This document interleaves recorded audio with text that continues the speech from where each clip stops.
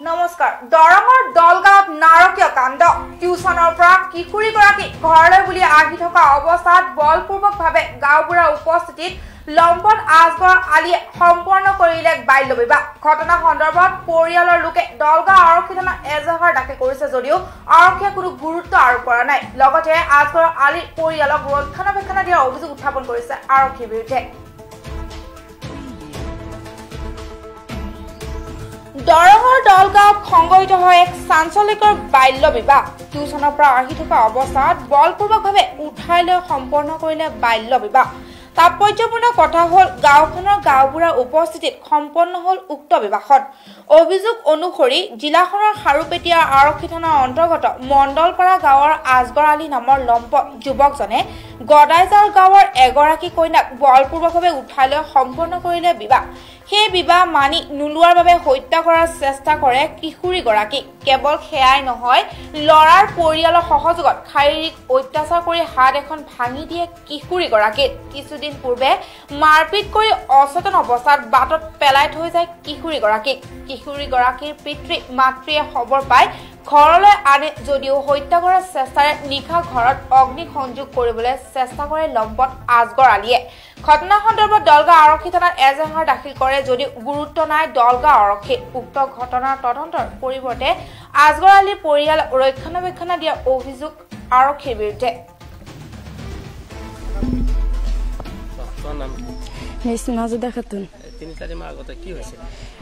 মই স্কুলত গৈছিলোঁ টিউচনত গৈছিলোঁ টিউচনত গোৱাৰ পিছত মই আহি থকা সময়ত মোক মাৰুতিৰ লৈ গৈছে ল'ৰাটো আজগৰ আলী মুছলিম উদ্দিন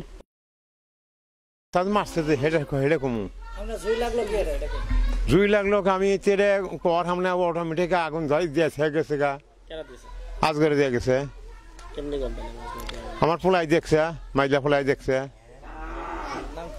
নাম হলে আজগর আলী মোহাম্মদ আলী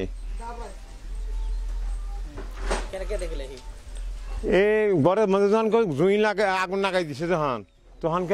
আগুনের কথা হুইনাই না ওই পোলা মাইলাটা বাড়িয়েছে করতে না বাড়িয়ে দিয়ে মানুষ একটা খারাপ পাশে অভিযোগ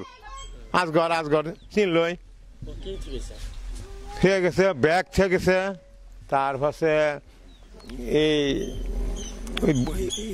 বাইরে চিকিৎসা করে ফটো করে দেয় এলের টিকিট আছিল আর এই তিনটা বস্তু আছে ব্যাগ এলের টিকিট আর বাইরে আছে কাগজ পাচ্ছি ফটো করে দেয় হ্যাঁ পেট্রোল নাগাই আগুন দিল কি চলেছিল কাপড় চোপড় একেবারে গিলাপ ঠিলাপ চাদর হাড়ি বুড়ি সব মেলা পুড়ে গেছে গা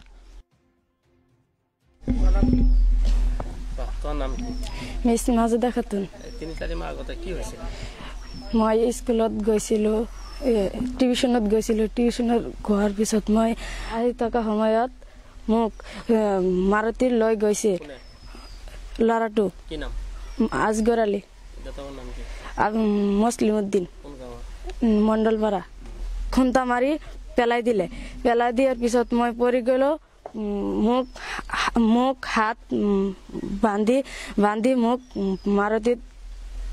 উঠাই ল'লে লোৱাৰ পিছত মোক ক'ত লৈ গৈছিল মই ক'বই নোৱাৰো মোক চকু বান্ধিছিল বান্ধাৰ পিছত মোক ক'ত লৈ গ'লে মই ক'বই নোৱাৰে পিছত ৰাতিৰ 2-3টা বজাৰ পিছত তাৰ দেউতা ককা গৈ মোক আনি ইয়াতে পৰা মোক আনি ঘৰত সোমাই বাহিৰত লক কৰি থৈছিল লক কৰাৰ পিছত 5 দিন ৰাখাৰ পিছত তাৰ গাঁৱৰ মানুহ গাঁওবুঢ়া সবিউৰ ৰহমান মণ্ডলপাৰা মোক সুধিলে যে তুমি কেনেকৈ আহিলে মই ক'লো যে বিয়া পৰাই দিলে দিয়াৰ পিছত